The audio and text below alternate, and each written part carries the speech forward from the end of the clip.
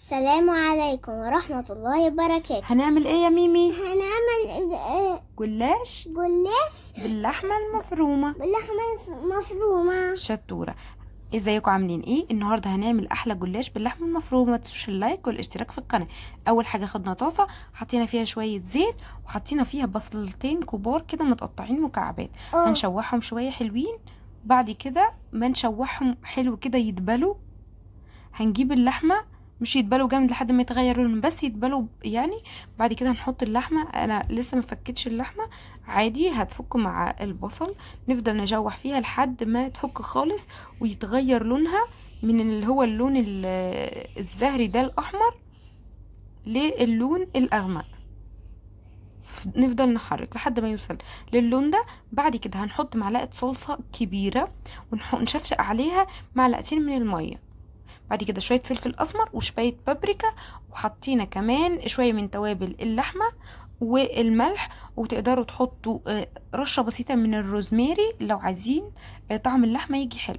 بعد كده اللحمه خلاص ممكن تحطوا عليها قرن فلفل لو عايزين، مش عايزين كده تمام.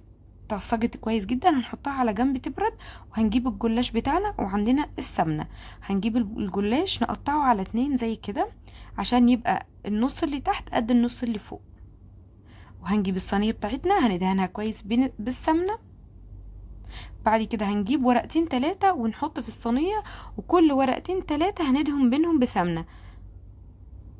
ورقتين 3 وندهن سمنة، ورقتين 3 وندهن سمنة لحد ما نخلص النص الأولاني. بعد كده هنحط اللحمة المفرومة، وكمان تقدروا مع اللحمة المفرومة تحطوا جبن، تحطوا زيتون براحتكم. زي ما قلت لكم تقدروا كمان تقطعوا فلفل براحتكم، ونسويه كويس جدا في الصينية.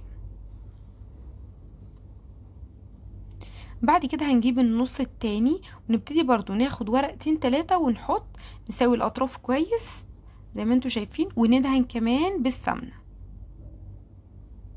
ونجيب كمان ورقتين 3 ونكرر العملية دي لحد ما نخلص. ونحاول آخر ورقات من فوق يكونوا شكلهم كويس، و يعني مستويين، يعني مش متقطعين أو حاجة.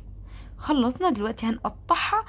اوعوا تقطعوها بعد ما تطلعوا من الفرن، خلاص هتتفرفت منكم، لازم تقطعوها زي كده. هنقطعها كويس حسب الحجم اللي انتوا عايزينه، وكبر القطعة كمان اللي انتوا عايزينه اهو كده تمام. هندخلها بقى الفرن. الفرن يكون من تحت بس ومن فوق لأ.